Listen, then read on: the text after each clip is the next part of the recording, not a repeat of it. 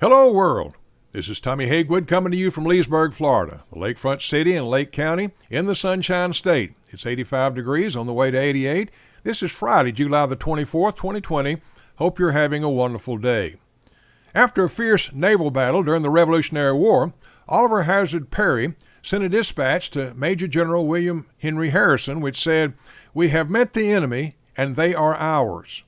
In the 1960s comic strip Pogo by Walt Kelly, an updated version appeared referring to the turmoil caused by the Vietnam War, which read, "We have met the enemy, and he is us." We have seen this week how the devil is our fierce enemy who never gives up. I would not in any way diminish the evil influences he uses to draw us away from God, but there can be an enemy that's even more dangerous, the enemy of self. The New Testament clearly teaches that we must crucify, mortify, put to death the old self to allow a new self to emerge in the likeness of Christ in passages like Colossians 3, 5 through 15, which says, "Therefore put to death your members which are on the earth, fornication, uncleanness, passion, evil desire, and covetousness, which is idolatry. Because of these things the wrath of God is coming upon the sons of disobedience, in which you yourselves once walked when you lived in them. But now you yourselves are to put off all these: anger, wrath, malice, blasphemy, filthy language out of your mouth. Do not lie to one another, since you put off the old man with his deeds, and have put on the new man, who is renewed in knowledge, where there is neither Greek nor Jew, circumcised nor uncircumcised, barbarian, Scythian, slave nor free, but Christ is all and in all.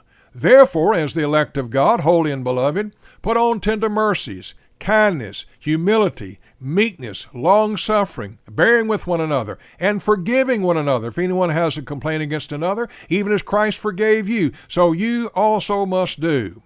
But above all these things put on love, which is the bond of perfection. And let the peace of God rule in your hearts, to which you were called in one body, and be thankful." While it is true that the old man of sin is put to death when the alien sinner is baptized into Christ for the remission of sins, as shown in Acts 2:38 and Romans 6:3 through 5, the warnings continue through the New Testament for Christians to put self to death. The old person of sin just seems to keep popping up like he has 9 lives. 3 things come to mind which illustrate how difficult it is to put self to death. The first step is self-denial. Jesus made it clear that following him is no piece of cake in Matthew 16 and 24 when he says to his disciples, "If anyone desires to come after me, let him deny himself and take up his cross and follow me." Who in the world wants to do that? It's not normal. It's not the way everyone else acts. Who lives? We live in a dog-eat-dog world. When we get through with all of our objections, the verse still reads the same. If we desire to follow Jesus, we must follow Jesus. Jesus never tried to deceive anyone into discipleship. He made it plain that anyone who can understand up front what it takes to be a disciple. 3 commands in this one verse say it all. Deny self, take up your cross, and follow Jesus. Being a Christian is not for the faint-hearted or for the cowardly, but is for the courageous. Yes, it takes a courageous, trusting faith to follow one that you know is going to lead you into dangerous territory against the world. My mother told me there'd be days like this, but not every single day. Jesus is the prime example of what self-denial is all about. Just hours away from the cross, his disciples were arguing about who was the greatest in his kingdom. Jesus took a basin of water, stooped down, and washed the disciples' feet. That was the lowest job a slave could do. Jesus violated every rule of social decorum which says the servant should serve the master.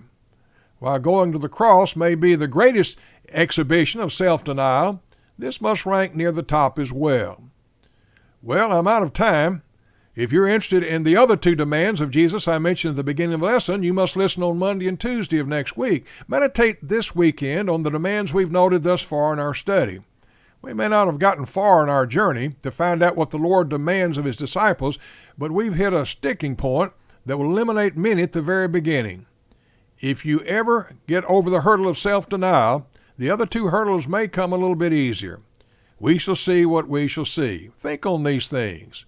Until next time, remember to search the Scriptures, to serve the Lord, and to share the gospel with others. It's a message that is too good to keep. This is Tommy Hagewood wishing for you a very pleasant good day.